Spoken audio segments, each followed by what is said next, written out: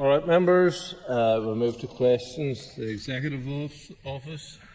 Questions 1 and 11 have been withdrawn. I call Michelle McAveen. First Minister. The investment summit was an opportunity for us to make clear that our economy is very much open for investment. It allowed us to be visible to a wide range of global investment stakeholders and also to engage directly with companies who might consider investing here, as well as those who already have a presence. We're able to hear the latest developments from the government in terms of their plans to support investment and to remove barriers. It also gave us the opportunity to reinforce the message of why this is a great place in terms of a great investment option, and also to highlight the unique benefits of dual market access. Ms. McAveen. Thank you, Mr. Speaker. There was next to no media coverage of the First and Deputy First Ministers attending the International Investment Summit, or indeed the Council of Regions and Nations last week, both in London and in Edinburgh. Could I ask the First Minister why local media was not given access to these events, and was this related to the First Minister hiding from media scrutiny because of the safeguarding scandal within Sinn Féin? Minister. Well, I think it's unfortunate that you decided to take away from what was a great opportunity for us in terms of selling our wares and actually letting people know that we're very much open for business. It was an investment summit which we turned out and actually participated in. We had a great conversation on Friday in terms of the Council of Nations and Regions, and then back again on Monday to London for the investment conference, where we met numerous businesses that potentially want to invest here, so we could actually set out what our unique selling points are. It's not within our gift in terms of if local media don't turn up to take interviews in London, as was the case on Monday at the investment conference itself. Paula Bradshaw. First Minister, last week at Executive Office Committee we had some presentations in relation to the draft investment strategy. I wonder if you could lay out for the House the timescale for it to be signed off by yourself and the Deputy First Minister. Thank you. Sir. Yes, we're working our way through that, and we've had a previous submission that has been out to consultation, and we're going to come back. So I'm hoping that in the immediate period ahead, I can't give you an exact date, but we want to bring this forward because I think that it's important that our investment strategy very much aligns with the programme for government work. So as we finalise the programme for government, I think it's also appropriate that we have the investment plan alongside that, actually an enabling plan that allows us actually to get this work moving. So look forward to engaging with the committee in terms of the outworking of all of that work. McGuigan. First Minister for her response and for highlighting the North as a place for investment. Can I ask the First Minister maybe if she could give an indication of what future benefit she feels will be as a result here for us here in the North as a result of the investment summit? Minister. Thank you. I mean, the purpose of the summit itself was to engage with international trading partners and to demonstrate that we are very much open for business. And we are confident that the positive engagement we had with stakeholders at the conference and the very clear message of our ability to support innovation, high-quality jobs, will drive future investment. Some of this will naturally take time to deliver.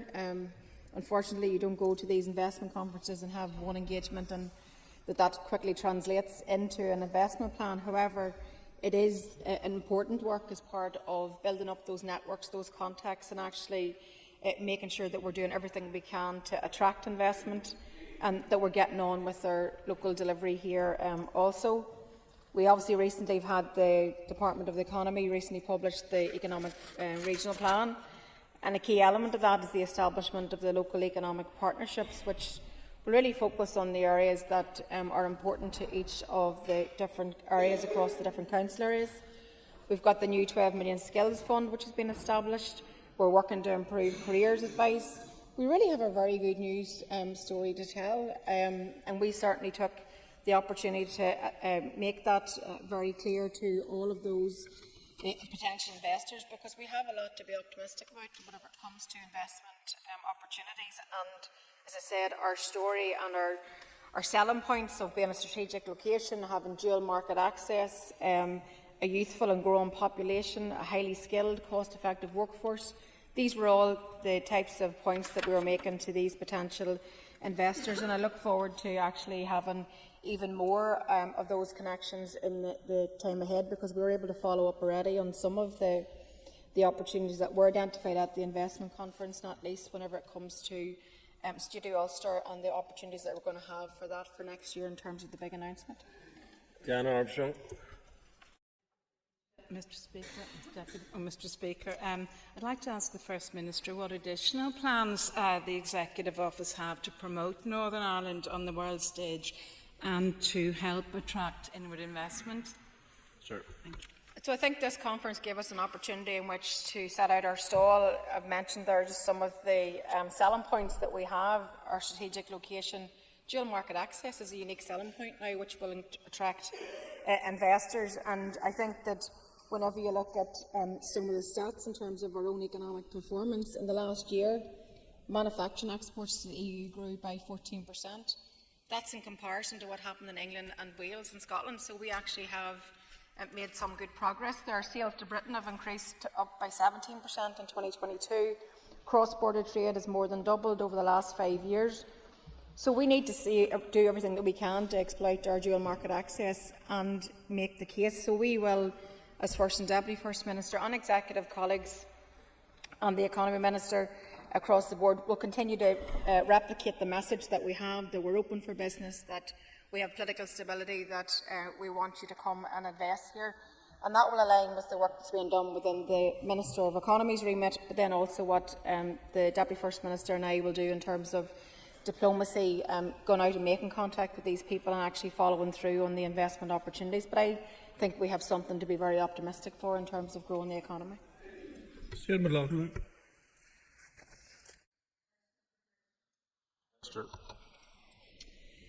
We are fully committed to protecting all children from harm and to ensuring the highest standards of safeguarding and child protection. All staff in our department must adhere to the next child protection policy and guidance, and established procedures are in place for reporting concerns and disclosures. We're also committed to continuing our important work with victims and survivors. Since February, we have engaged with the Commissioner for Survivors of Institutional Childhood Abuse, and we'll also be shortly meeting with victims and survivors groups to discuss the issues that matter to them. We met with those affected by mother and baby institutions, Magdalen laundries and workhouses before the launch of the public consultation, and we're also committed to direct ongoing engagement as this process continues. We have secured the Executive's endorsement of a new strategy for victims and survivors of the Troubles conflict and the new strategic framework for ending violence against women and girls. This framework was developed through co-design with the input of the community and voluntary sector, including the most valuable participation of women who have lived experience. And in support of this, the junior ministers visited grassroots women's organisations where they met with victims and survivors of violence. They've also met with victims and survivors of historical clerical child abuse and to discuss ongoing research and to attend an event to recognise the work of the Regional Trauma Network. Across all of these areas of work, we will continue to focus on delivering for some of the most vulnerable people in our society. David McLaughlin. First Minister, when were you first made aware of the reason for Senator Niall O'Donnell's suspension from your party? Minister. On the 13th of September, in line with our child protection guidelines and given that the complainant was under the age of 18, Niall O'Donnell was suspended from the party and the issue was referred to the PSNI and the social services in the North to investigate. At this point, I was made aware. Emma Sheeran.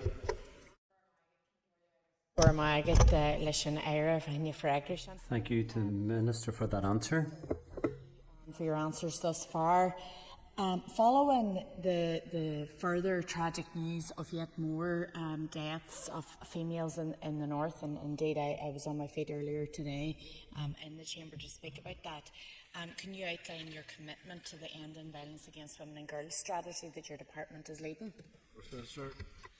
Yeah, thank you for that, and I commend the member just for the statement that you made earlier. And of course, we all send our heartfelt condolences to the families of each and every one of those women who have lost their lives to violence against women and girls. 24 women murdered since 2020. These were daughters, mothers, sisters and friends, and these figures absolutely speak to an epidemic of violence against women and girls. So let me say again today that the message that we delivered when we launched our strategy, that words aren't enough. Now is past the time for talking, and that is why ending violence against women and girls has been a day one priority for both myself and the Deputy First Minister, and why it's a priority in the draft programme for government. Our 7-year strategic framework and our first delivery plan, launched last month, will work to end this scourge on society, but as the member will know, at the heart of that plan is the preventative work and the education piece that must be carried through, and this is going to take some time, but it is the beginning of what may well be a generational journey, where the end point must be the building of society where women and girls live free from all forms of violence, abuse and harm, and together we must make this work happen. Jonathan Buckley. Thank you, Mr. Speaker. In the interest of transparency for victims and survivors, just last week your party leader, Mary Lou MacDonald, has faced calls to correct the record in the Dáil after she appears to have misled the House in relation to the age of the victim of Councillor Niall, or former Senator and former Sinn Féin Lord Mayor of Belfast, Niall O'Donoghue, who was a subject of inappropriate tax. So for the purpose of clarity, can the First Minister tell the House what age was the schoolboy involved? Minister. Can I just repeat again that all child protection protocols were followed, with an immediate referral to the PSNI and also to social services. The protection of the young person was absolutely our primary concern. Niall O'Donoghue was held accountable and faced serious consequences for his totally unacceptable and totally inappropriate behaviour. And I'm deeply sorry and angry that this young person has had to endure any of this inappropriateness or this unacceptable behaviour. Also, I can confirm that according to our records, the young person was in fact 17. That's the records which we have in our files in terms of membership. Connie Egan. Speaker, Minister, last week the Executive Office Committee issued an invitation for you to attend committee this week in regards to safeguarding and representation of victims and survivors. Will you be coming to committee this week? Yes, I've said I'm very happy to engage the committee. I know the committee are seeking legal advice. I look forward to seeing that, but I'm happy to clarify the record in terms of the questions that were put to me. Yes. First Minister, the last time you came before the Executive Committee, you told us that you didn't see Michael McMonagle at an event in this building on the 14th of February, even though photographs emerged a few days later showing you were within feet of him. You told us you didn't engage with the British Heart Foundation on that day. Photographs later emerged a few days showing that you had conversations with Fergal McKinney. When I asked you a question in this place, you wouldn't answer. When asked when the next Sinn Féin paedophile scandal would hit the party, now we know why. Please.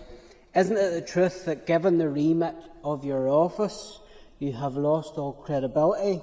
Or does the fact that with all other unionists in this chamber seemingly having confidence in you to hold office means that you've calculated this like so often before you'll get away with it?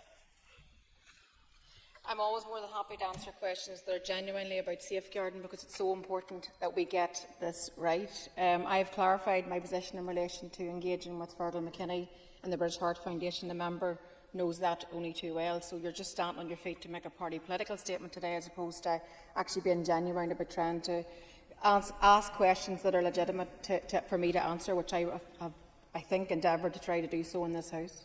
Keith Buchanan. Please. First Minister. We attended the inaugural meeting of the Council of Nations and Regions in Edinburgh on Friday, the 11th of October 2024. The Council has been established to bring together governments and authorities with devolved responsibilities to determine actions for tackling some of the biggest and most cross-cutting challenges that we face. The meeting was chaired by the British Prime Minister, Keir Starmer. Also attended were the First Ministers of Scotland and Wales, and Mayor of London, the mayors of combined authorities and combined county authorities. This first meeting focused on economic growth and inward investment. The theme was chosen in light of the International Investment Summit, which was then held in London on the 14th of October, and which the Deputy First Minister and I also attended. The Council received an update on the Industrial Strategy Green Paper, Invest 2035, and we discussed opportunities for attracting long-term inward investment. Council members confirmed their commitment to working together to maximise investment and to support economic growth. It's envisaged that the Council will meet again in spring of next year. Paul Keith Buchanan. Thank you, and thank the First Minister so far for your answer. I welcome excuse me, the First Minister and Deputy First Minister attendance at this event and their engagement with the Prime Minister in all UK regions, but would you commit to me on this House to make a full statement to the House on the back of this meeting and provide the benefits of the meeting to this region? Minister. Yes, so we're happy to report in terms, as I just have done, in terms of answering the question, but this does fall outside the normal structures of reporting to the Assembly Chamber, so we need to take advice in regards to that. But very happy to inform the House that we saw it as a good opportunity to engage, we saw it as a good opportunity to discuss investment, we saw it as a good opportunity to discuss shared challenges and also shared opportunities. So we look forward to building on the work that has now commenced with this new structure, but it is not a substitute for other formal structures of intergovernmental engagement, including, for example, the British Irish Council or the East-West Council structure that's also there as well. Liz McHugh. Thank you, Mr. Speaker, and my thanks to the Minister for her answers so far. Did you have the opportunity to raise the city deals with the Prime Minister during the visit? Minister. Yes, the Deputy First Minister and I had the opportunity to meet privately with Keir Starmer whilst we were in Edinburgh in advance of the meeting with the First Ministers from Scotland and from Wales, and we raised the issue of funding for city deals. We absolutely underlined and stressed the importance of urgently securing the funding for those which are remaining paused, the Mid-South West and the Causeway Coast and Glens.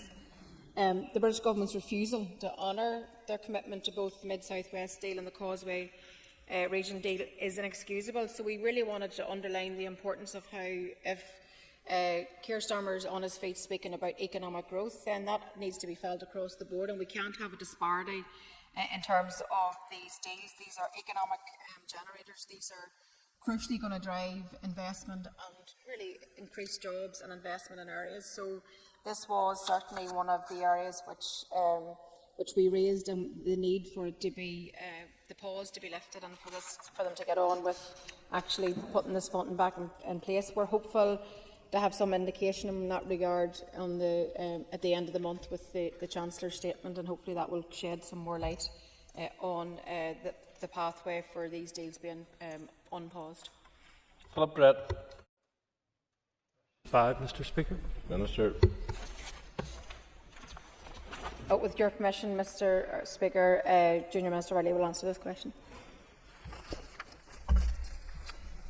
To date, £16.3 million has been invested in North Belfast and Urban Villages capital projects, 13 of which are now complete. 4 projects are currently being progressed in the area, including ABC Trust Health and Leisure Hub, which is on site now, and the redevelopment of Bally, Sillen, playing fields, where construction is due to begin on site in November of this year. Westland Community Centre is currently being explored. Westland Community Group has invited us to meet with them to talk about the community centre, and we hope to take this offer up in the near future.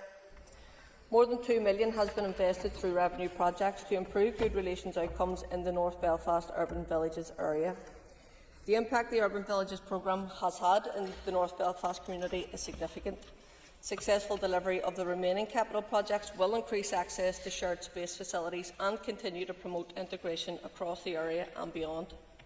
We've recently set out the strategic direction for urban villages moving forward, which will include the completion of the remaining capital projects on the current plan. Mr. Brett.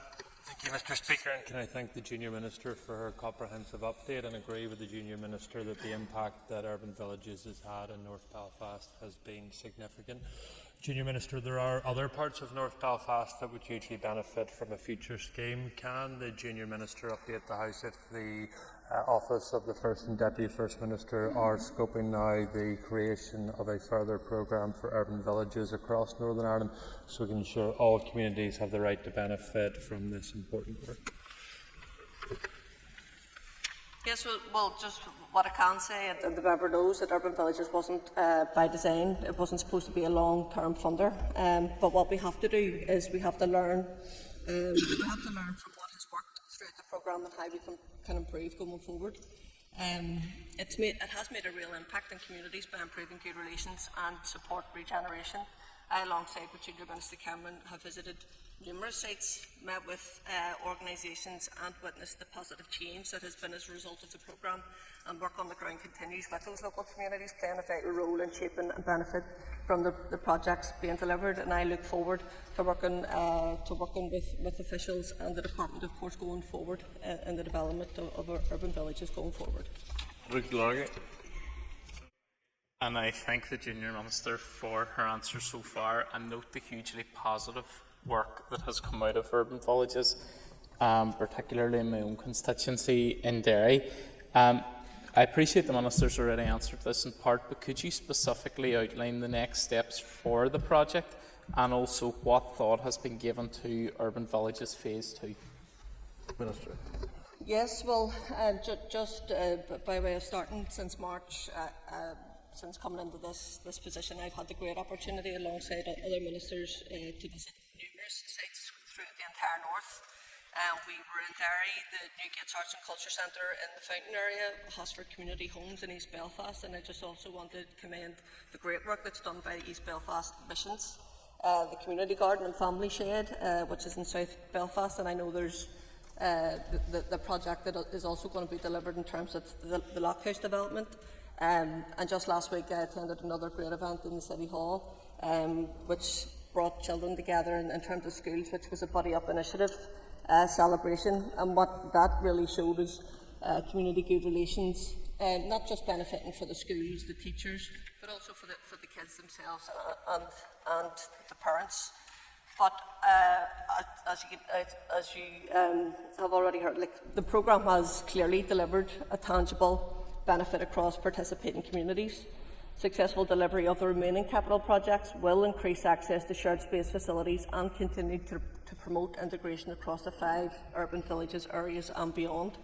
We set out a strategic direction for urban villages in the time ahead, and that will include completing the current urban villages plan with a focus on delivering the remaining capital portfolio projects, investing in securing the sustainability of capital projects, and working on capacity building to support community organisations taking forward large capital projects, and planning for the future by establishing a working group to take forward the development of Phase 2.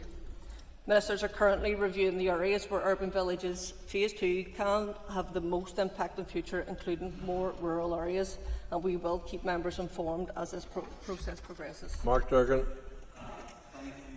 Mr. Speaker, agus buíochas leis an éire fáinne. And my thanks to the Minister for her answer so far. Has it always been an imperative that all urban villages projects, work that they do and fund, improve good relations outcomes and promote integration? Minister. Well, I think just in terms of, I've outlined just in terms of the clear good work that the Urban Villages has done throughout the entire north, and it has had a wide reach and it has been impactful, and that's ranging from people of all ages. But what I will say is that we are focused on investment and securing the sustainability of remaining capital projects going forward, and as I said, we will keep members up to date as we go forward with that. Orlea Flynn. Please. Minister. Yeah, and Junior Minister Riley will take this question.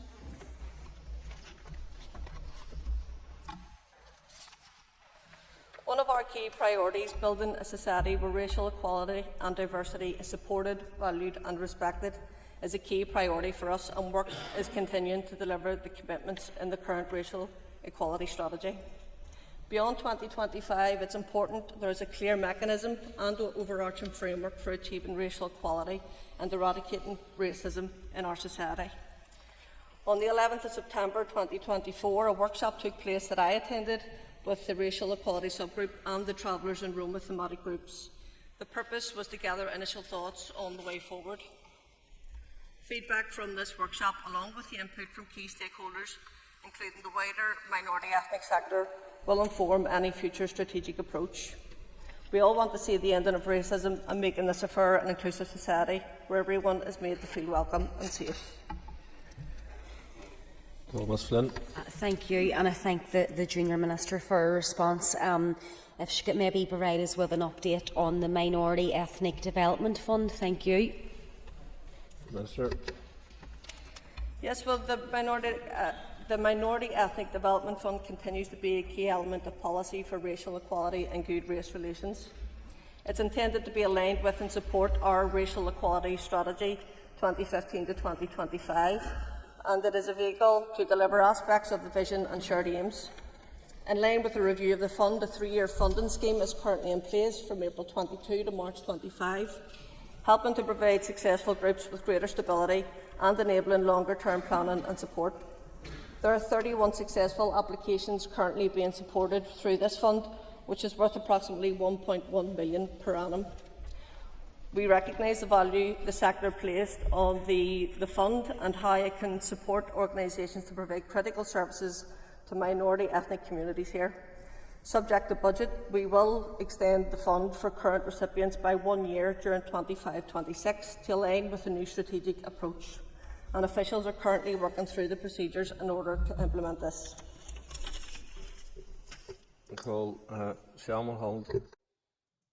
Thank you, Mr. Speaker, and thank you, Junior Minister. I was just wondering if you could give us an update of when the race relations order will be updated.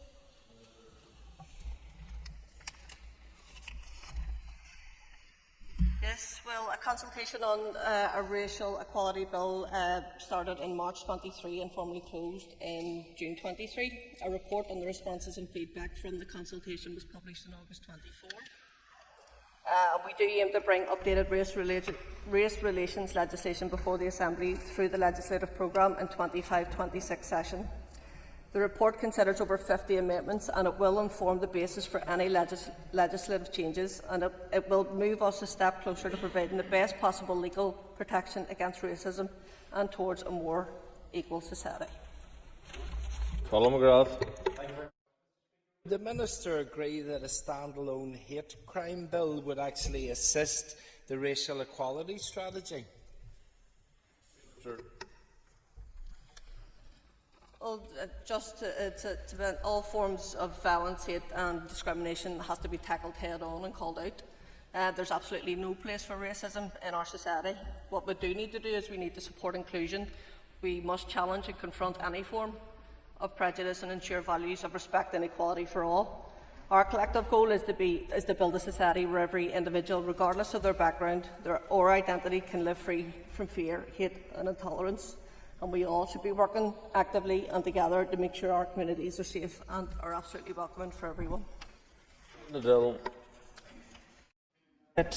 Case number ever shocked. Number 7.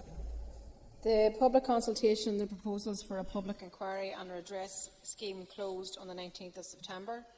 We would like to thank all of those who responded and attended one of the 16 public events. In total, 269 responses were received, and we are committed to publishing an analysis of these in the coming weeks. Whilst we need time to consider the responses in full, there are many areas of broad agreement where positive amendments can be made. However, there does remain many sensitive policy issues which will require discussion with executive colleagues before any final decision can be taken. It will also be important for us to engage and to listen with victims and survivors in this period. We aim to do the majority of this work before the end of 2024. Once the draft bill is agreed by the Executive, it will then be introduced into the Assembly for it to be fully considered. In parallel, we are also continuing to establish the practical requirements for the Inquiry and Redress Service. We remain committed, along with the many members of this House, to help people and their loved ones to get the answers and the support that they deserve. I'm going to thank the Minister for her answers. Minister, would you be able to give us a rough guide of a timeline? Because obviously, as we know, many of these women who were girls, many of them at that time are an ageing population now. Yeah, I accept that we want to move it on as quickly as possible. I think just given the enormity of the policy decisions and I suppose the emotive nature of them, we need to work our way through that as quickly as possible. We will continue to engage with victims and survivors throughout this. I think that's also very, very important, but we want to be able to, as we said, to get to the juncture by the end of the year where we actually have considered in full and discussed with executive colleagues the policy positions that we may take or may make, and then we'll come back to this House, obviously, for scrutiny and for conversation with members. Matthew O'Toole.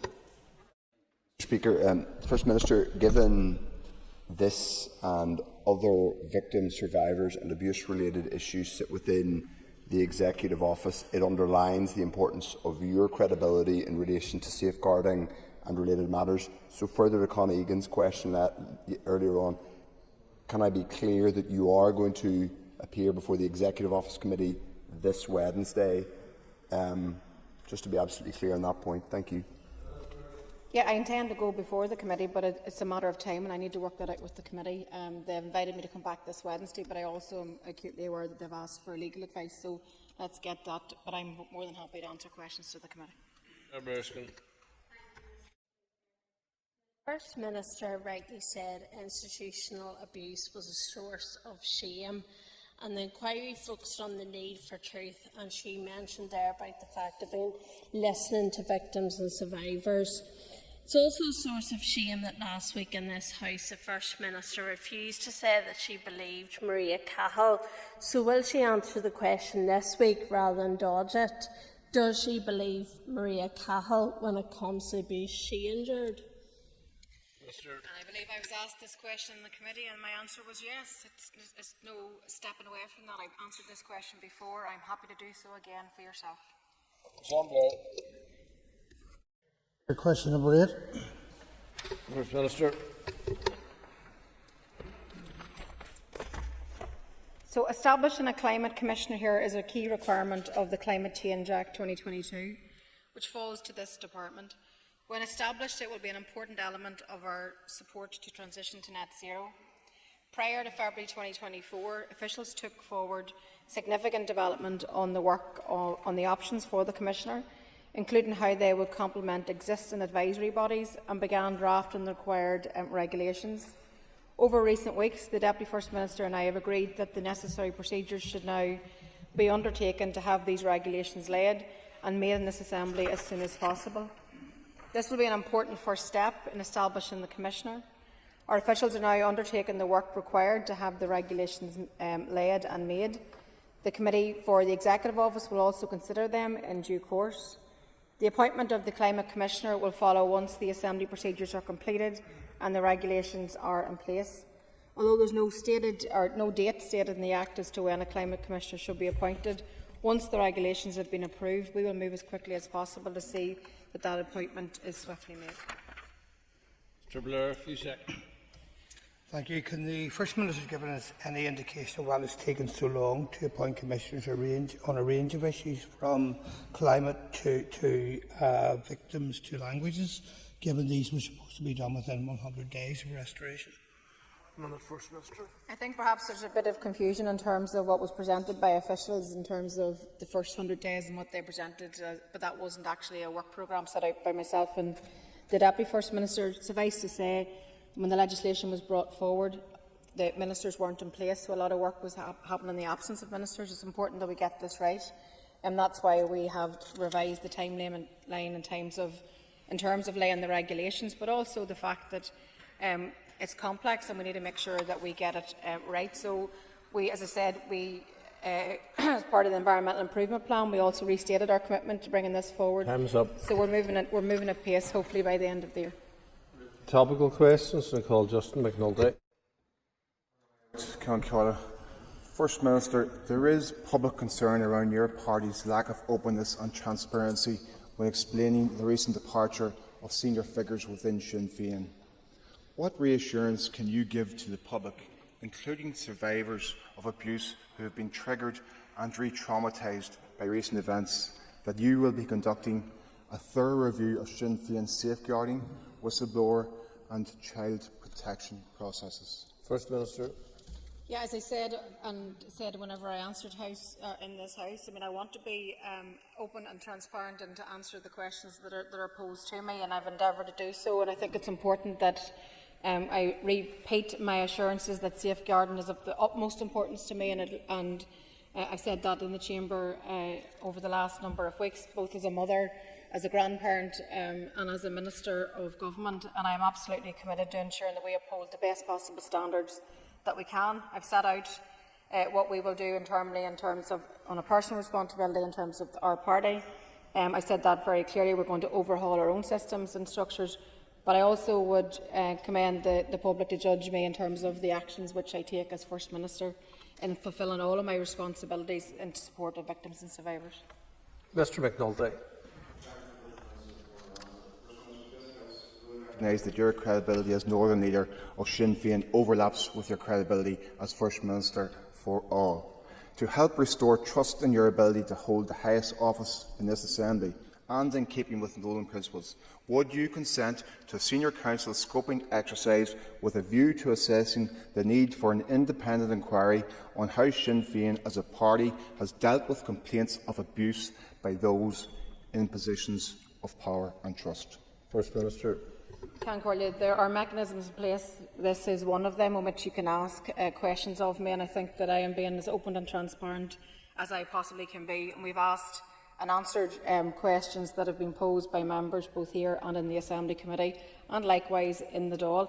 But I would just take the opportunity to make a plea to all political parties that we are all part of society. Everybody needs to do their due diligence. Everybody needs to be very sure-footed in terms of their child protection policies. I will bring that approach to our party. I'm confident that we followed the child protection policies as we needed to, but I would encourage that across the board. Let's all question ourselves, is everybody fit for purpose? Because if we're all serious about safeguarding, then that's the remit that falls to each and every single one of us. And the Minister will be aware, being from a largely rural constituency, of the importance of the basic payment scheme.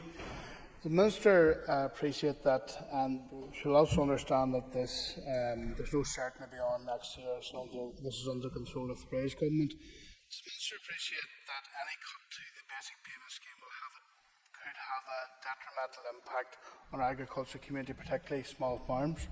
Minister. Yes, absolutely. I mean, I thank the member for his question and for being very vocal on this issue, as I know other members of the House are also. I mean, farmers were told that they would be replaced pound for pound, and here we are sitting and they're still not sure where they stand. And the cutting of this farm, and particularly for our small family farms, will have a real negative impact in terms of our local farmers and our local agri-economy. So, since Brexit, our agricultural community as a whole has faced significant uncertainty, first with the loss of the EU's cap single farm payments, but now with the cutting of the basic payment scheme.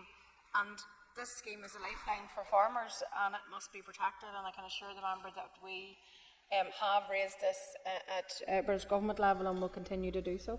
Mr McAleer. I thank the Minister for her response, and she has partially answered my second question.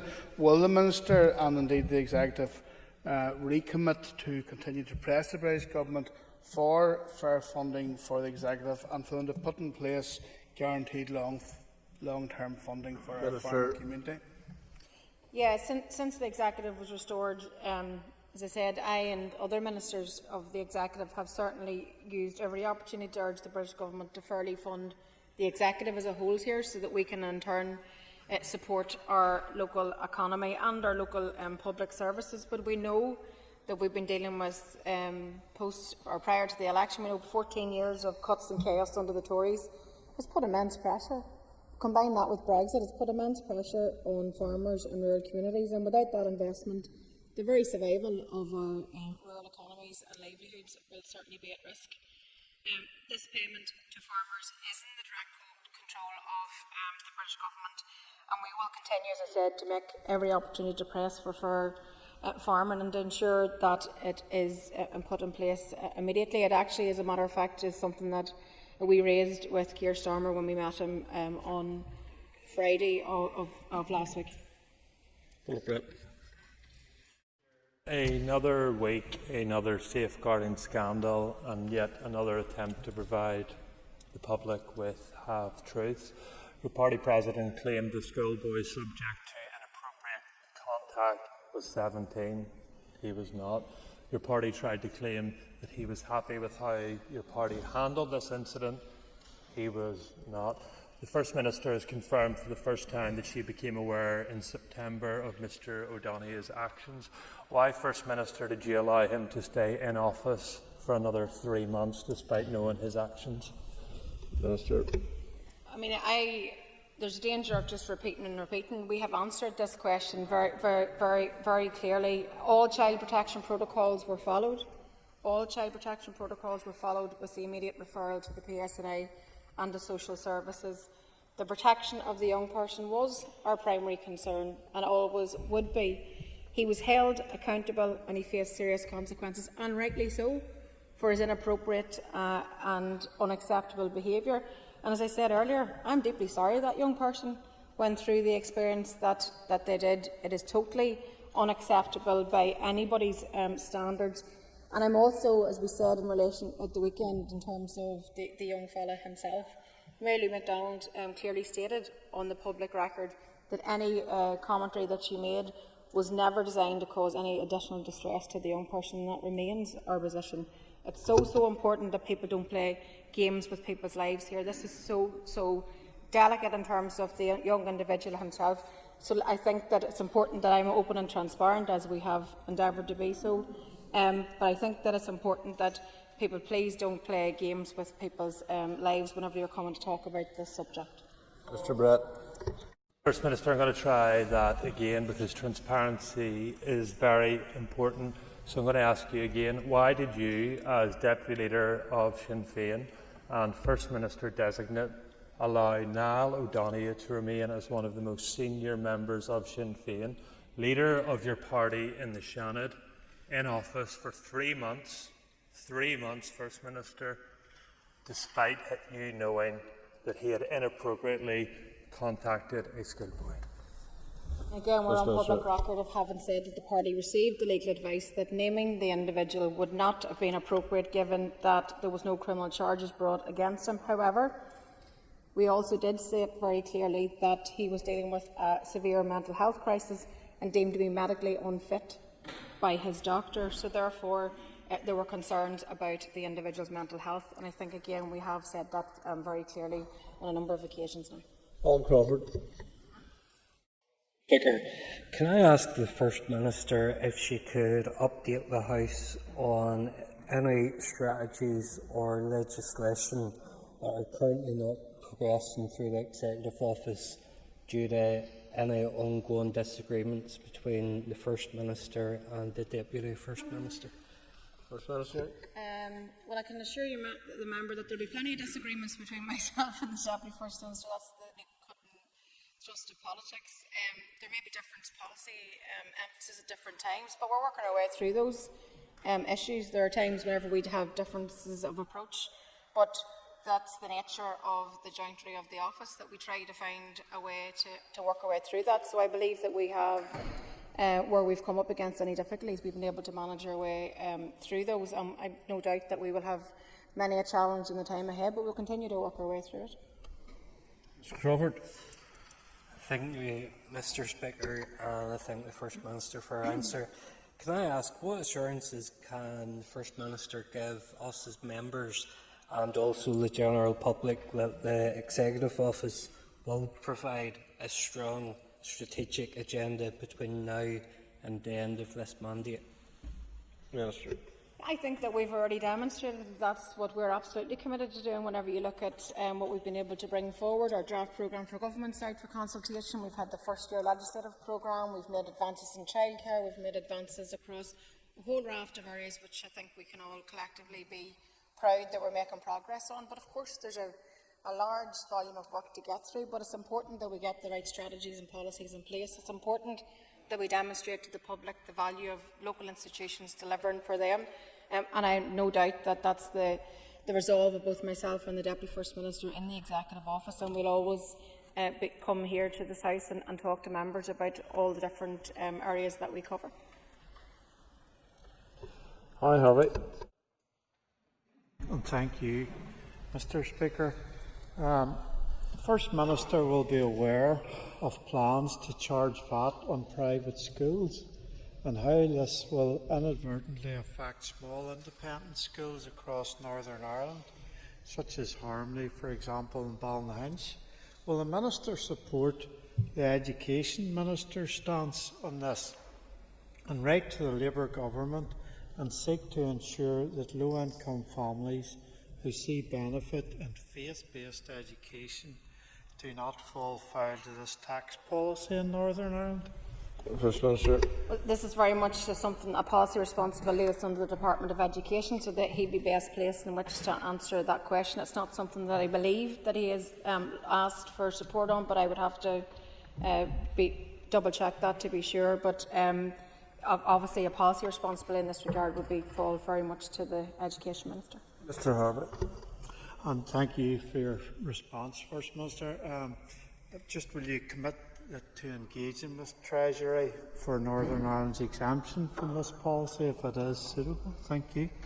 Well, first of all, I would have to be contacted by the Education Minister in which for him to raise any particular concerns that he has, and then we can see where it goes from there. But having not been over the policy remit or responsibility, I couldn't comment in more detail. It's okay. August Blaze, Foster. Thank you, and my thanks to the G-Shaw. Minister for her answers so far. And plans for the delivery of the next phase of the North West Development Fund. Minister. Yes, so we are working our way through that. It comes to an end in the early part of next year, so we're very keen that we can get to the juncture where we work with the Irish Government, because obviously they're a major funder, but we want to build on the good progress that has been made to this point, and there's no doubt that I don't think anybody can dispute that the North West Development Fund has been very effective, but I think that there's a lot of scope for us to build on that for going forward. But again, we need to, and we are communicating with the Irish Government in regard to what it looks like in terms of its next iteration. Mr. McHugh. Minister, I'm sure you also would agree with me that addressing the regional imbalance is key to a thriving, progressive economy here in the north of Ireland. Mr. Yes, and when I talked earlier about growing our economy and the benefits and our selling points, I think that the fact that we are very much focused on regional balance and ensuring that we have a fair economy is a very strong point to make, and I very much welcome the fact that the Economy Minister has brought forward his proposals in terms of what is essentially a game changer to ensure that there is regional balance across the way. Everybody must enjoy the prosperity that we create, and I think that we can do a lot more in this regard. But I do think that the legislation that's been brought forward and developments recently of, for example, the A5 project going ahead, all speaks to regional balance and all speaks to an improved picture and ensuring that there is a fairness across the board. And I can assure that the member that regional balance, creating more jobs, ensuring that everybody gets their share in that, I think is an absolutely laudable policy choice, and one that which I know that we will continue to pursue. Durgan. So, we heard from the Junior Minister earlier that urban village projects aim to improve good relations outcomes and promote integration where the aims that I'm sure we all support. Does the First Minister believe that the so-called Peacemakers Museum in Derry does both or either? Well, of course, I mean, I think that we can, as the Junior Minister talked about, there is so many excellent projects out there that really do improve community relations. No doubt the museum also plays its part in all of that. I think that goes without saying. First Minister for her answer. Having previously told us that the museum had nothing to do with TEO, despite TEO spending the money to build it. I didn't, however, notice in the photographs of the official opening any representative from TEO. Can I ask if ministers were invited and why none out of 4 could attend? First Minister. I'm not aware if we were invited. I look at every invitation favourably, as the member will know that I spend my days and evenings and weekends out and about engaging with excellent projects. I don't know if we were invited. I don't remember declining an invitation to attend. And I think we just need to be clear in terms of what I said previously, in terms of what we fund and what we don't fund. And I was making a distinction at that time, as the member is acutely aware. Speaker, when Senator O'Donoghue resigned as a senator, the Sinn Féin leadership knew the reasons why. So why, can the First Minister please explain, what on earth possessed her party to release a glowing tribute talking about him serving diligently to the public? And how does that match a victim-centred approach? First Minister. Well, I don't agree with the assertion of a glowing regard. It was a statement of his role that he held, and I think that it was a statement of the role that he held and the different positions that he served in. And I also wished him well in terms of his health. Very quickly, Mr. Buckley. So, does the First Minister not believe that? Does she stand over that statement should have been released in the manner in which it was? I think I've tried to answer this, Mr. Speaker, in terms of the individual's mental health and the sensitivities around that, so I think I've tried to answer the question for you. Concludes questions to the First Minister. We now move on to questions to the Infrastructure Minister, and I call Mr. Justin McNulty. Minister.